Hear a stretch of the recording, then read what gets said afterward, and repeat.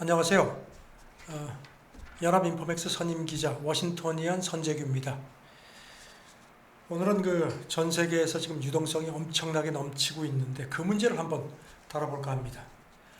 아시겠지만 전 세계 주요국 중앙은행들이 지금 코로나 때문에 엄청난 돈을 퍼붓고 그다음에 이제 완화 기조를 유지하고 있죠. 거기다가 또 정부들도 지금 엄청난 재정 부양 잇따라 하고 있는데 미국 같은 경우는 지금 5차 부양책을 의회가 지금 마지막으로 조율하고 있고요.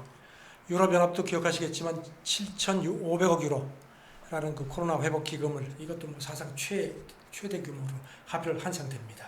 이게 이렇게 엄청나게 돈이 몰리는데 갈 데가 마땅치가 않죠. 그러니까 이제 모든 자산 가치가 일제히 뛰고 있습니다. 미국 주가 지수는 지금 사상 최고치 거기서 오락가락하고 있고 미국 국채 10년물 이게 이제 채권 시장의 어떤 기준자인데 이것도 지금 그 수익률이 0.5% 밑으로 내려갔다가 오락가락합니다. 지금 아시다시피 수익률이 낮다는 것은 그만큼 그 국채 가격이 뛰었다는 의미죠. 그리고 금값도 지금 온수당 2,000달러를 처음으로 돌파해서 조금 요즘 주춤하지만 작년에 비하면 엄청나게 뛴 상태입니다. 지금 뉴욕타임스가 이런 표현을 썼습니다. 미국 증시가 제정신이 아니다. 그 다음에 미국 금융 전문지 베런스도 이건 정상이 아니다. 이렇게 비판을 했습니다. 경고를 했습니다. 베런스는 그러면서 이제 한 예를 들었는데요. 스위스 프랑 아시죠? 미국 달러라든가 엔화 그리고 이제 같이 가장 이른바 안전통화입니다.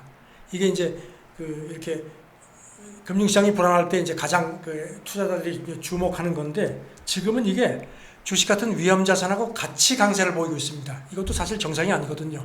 주식으로 돈이 몰리면은 이런 스위스 프랑 같은 데는 이제 아무래도 이게 떨어져야 되는데 그게 아닙니다. 지금 또 베런스는 또 이런 지적을 했는데요. 세계 4대 중앙은행, 그러니까 미국의 연준, 그다음 유럽 중앙은행, 그다음에 영국 중앙은행, 그리고 일본 중앙은행 대차 대조표에서 채권을 발행한 규모인데요. 그러니까 이게 규모가 GDP 대비의 53%까지 엄청나게 치솟았습니다. 이것도 지금 정상이 아닌 거죠. 그래서 2009년 기억하시겠지만 그 당시에 이제 양적 완화 엄청났죠. 그래서 이제 그 당시에도 수도꼭지를 틀어놨다고 표현을 했는데 그때보다 훨씬 더 심각하다는 겁니다.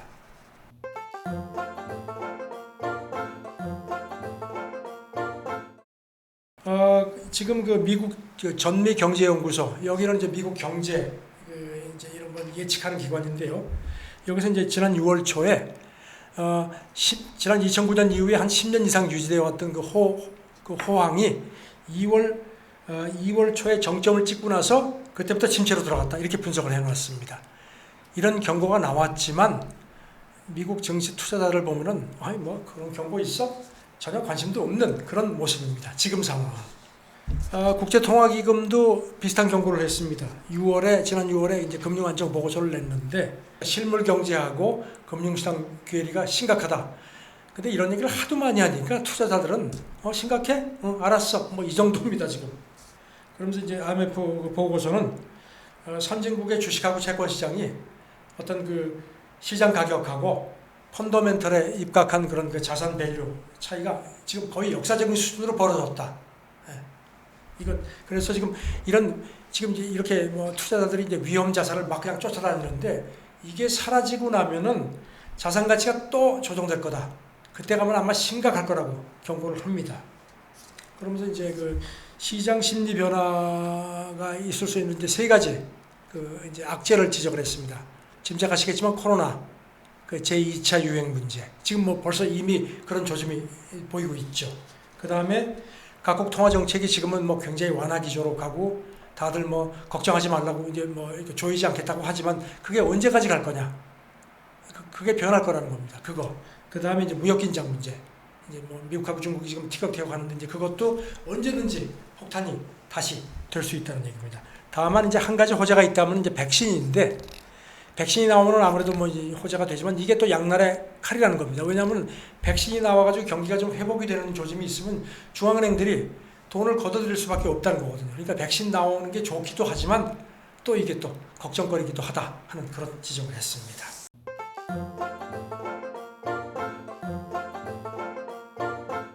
기억하시죠? 2013년에 이른바 페이퍼 텐트럼, 긴축 발작이라고. 그때 연준이 2008년 금융위기 이후에 돈을 엄청나게 이제 양적 완화를 하다가 이제 슬슬 이제 돈을 걷어들일 거라고 이제 짐작을 했는데, 그때 연준이 그런 이제 양적 완화가 종료될 거라고 시사를 했거든요.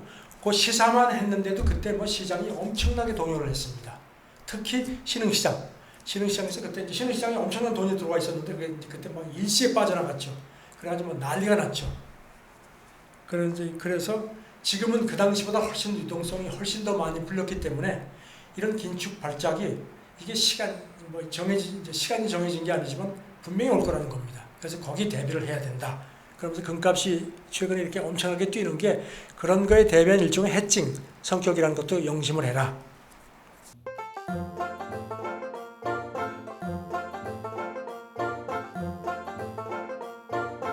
연준은 지금 이제 투자자들이 전부 연준을 쳐다보거든요. 연준이 언젠가는 다시 걷어갈 텐데 그게 언제일까 하는데 이제 일단 파월 의장은 걱정하지 마. 지난달 초에 이제 회견하면서 지금은 금리 인상을 생각조차 안 하고 있다 얘기를 했는데 그걸 마냥 생각을 안 할 수는 없거든요. 그런 부분에 대한 지적. 그래서 이제 연준이 빠져나가야 되는데 2014년처럼 그렇게 시장을 흔들기는 싫고 그래서 연준이 지금 고민이 많다는 겁니다. 그래서 월가 일각에서는 연준이 아마 평균 물가 목표제 같은 거를 도입하지 않겠느냐 그런 얘기도 나오거든요. 그게 뭔가 하면 이제 연준은 아시다시피 인플레 목표치가 2%인데 그동안에 그게 거의 오랫동안 2%가 안 됐거든요. 안 돼서 연준이 이제 워낙 그 기간이 길었기 때문에 설사 돈이 이렇게 엄청나게 풀려서 인플레가 2%를 초과를 해도 어느 정도 꽤 오랜 기간 이걸 묵인할 거라는 거예요. 그래서 금리를 금방 올리지 않을 거다 하는 건데 하지만 그게 마냥 갈 수는 없는 거죠. 그리고 이제 그동안에는 기억하시다시피 디플레 걱정들이 많았어요.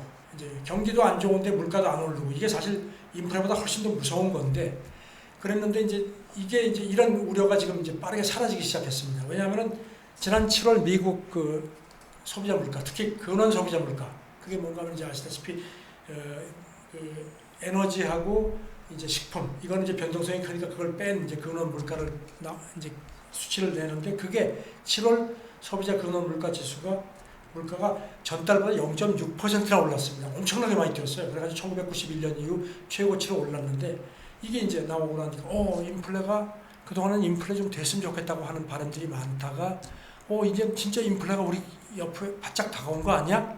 걱정들을 하는 겁니다.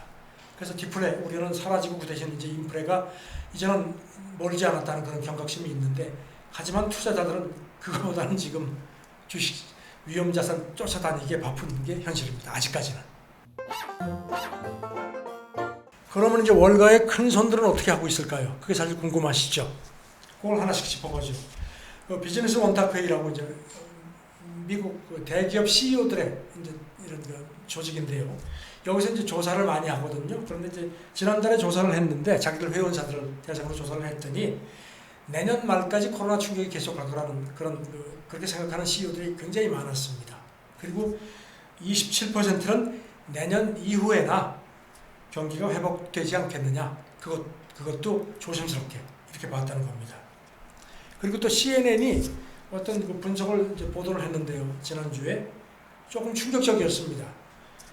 지난 5월 말 이후에 월가 CEO들이 자사주를 조용히 매각을 했는데 그 액수가 500억 달러나 됐다는 거예요. 그런데 지금 아시다시피 3월 말 저점에서 그동안 S&P 지수는 한 50%까지 뛰었거든요. 이런 상황이면 지금 이제 잘 나가고 있는데 조용히 팔았다는 겁니다. 물론 이제 차익을 챙기는 것도 있지만 그 CNN 분석은 이게 지금 CEO들이 그 사람들은 자기네 회사 사정을 너무나 잘 아는 사람들이기 때문에 이게 앞으로 이거 아니다 싶어서 처분을 했다는 겁니다. 그러니까 이거는 경제에 자신이 없다는 얘기고 이거는 시장에 굉장한 경고다. 그러니까 이걸 좀 주목을 해라 이렇게 지적을 했습니다. 그리고 이제 노르웨이 국부펀드 여기는 1조 1,500억 달러 정도의 자금을 운영합니다. 그래가지고 전 세계 상장 주식의 한 1.5%를 가지고 있거든요. 한 9,200개 종목을 가지고 있는데 거기 부 CEO가 실물 경제하고 금융 그 괴리가 너무나 심각하다. 그런 얘기를 하면서 올 가을에 투자자들이 큰 난기를 맡을 거다. 근데 이 사람 얘기를 조금 좀 투자자들이 좀 걱정을 할 수 있는 그런 얘기거든요.